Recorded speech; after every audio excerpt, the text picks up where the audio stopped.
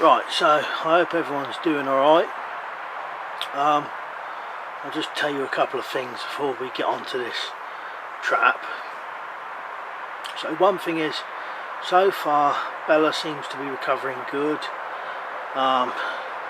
Stitches and scars all healed up, and she's still peeing a lot and drinking a lot, but I've took a urine test to the vets and I've told her how much the dog's drinking, so I'm just awaiting that. The other thing I wanted to say is lately I've been feeling kind of mentally not great, if you know what I mean. Been feeling pretty bad, kind of in my head, I suppose. And that's why I've not really been posting much or commenting and replying to people. I want to. I've kind of lost a lot of motivation. But I think today I felt a bit better, so I thought I'd do this video and, you know, whatever else. Regarding comments, someone on one of the last videos had said to me about, I think it was the last video, it might have been one before, was one of these ideas mine in one of the other videos. But the answer to that is the last couple of videos that you've seen with a wire trap trigger and the pheasant trap trigger, they're from pictures I've seen. Now this trap, I did think of this one, or, you know, the idea, if you know what I mean. So what we've got here is basically, I would say basically it's a wire Arapuca trigger, or that type of trigger. And those types of triggers was used, now I don't know whether people in England had seen the Arapuca trigger, but there's old English style triggers, even in Maskell's book, from, you know, 400 years ago, which are near enough exactly the same as the Arapuca trigger, but instead of having two sticks at the bottom, you've got a bent stick or a bent piece of wire.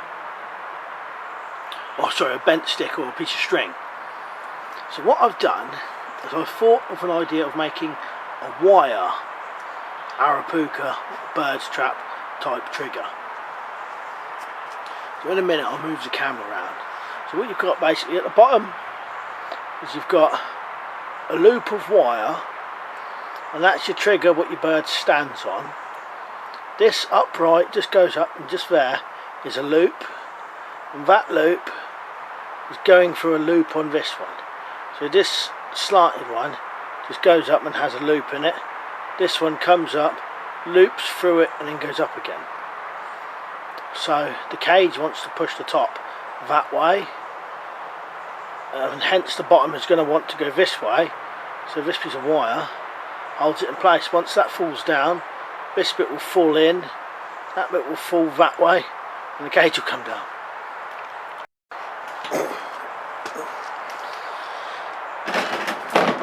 Set up like this, very, very sensitive.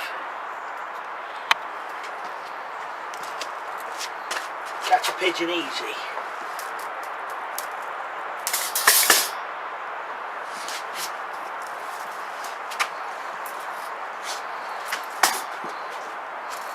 So this is what we've got. So one piece of wire with a loop in the end. This other piece is just like that. Just comes along, loops round, and just goes down again. And that one, it's just a loop in the end.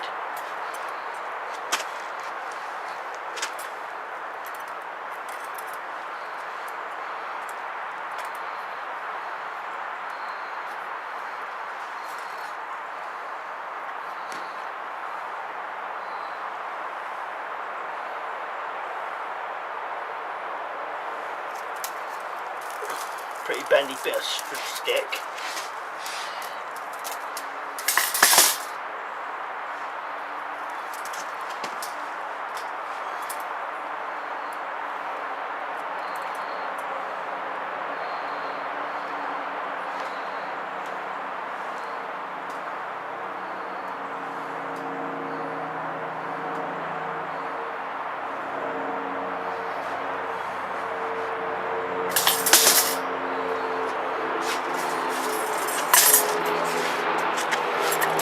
And on the bottom of this one, all I've done, just got a loop there.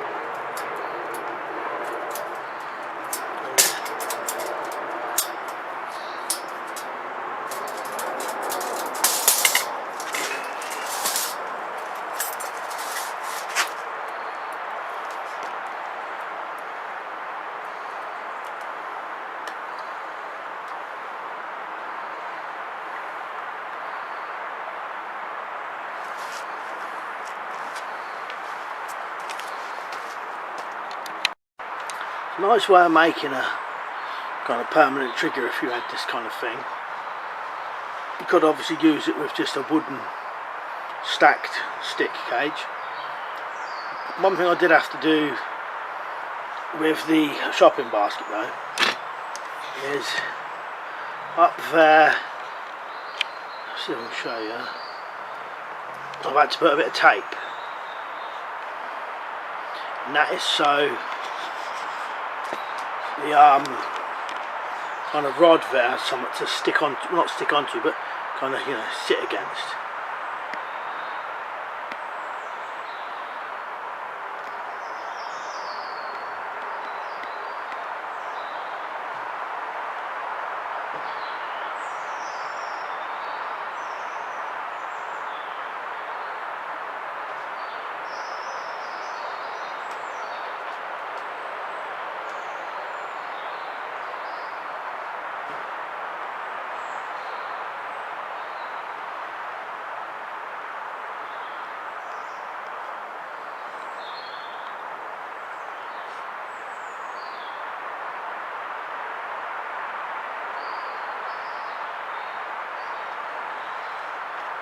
Yeah, so so not particularly small or anything, you know, not going to be brilliantly portable if you was going to use it fully for a survival situation, because you're going to need, you could only make that part, and then you would have to carry those, but you'd still have to make the bent part or two sticks and the cage. So you know, if you're doing an Arapuca, you might as well make the entire thing while you're out there. But if you was catching birds, you know, at home or somewhere more permanent, you could make a load of these and have them ready to catch. At least you know they're not going to, you know, rot or anything. Right, anyway, cheers for watching. I'll see you later.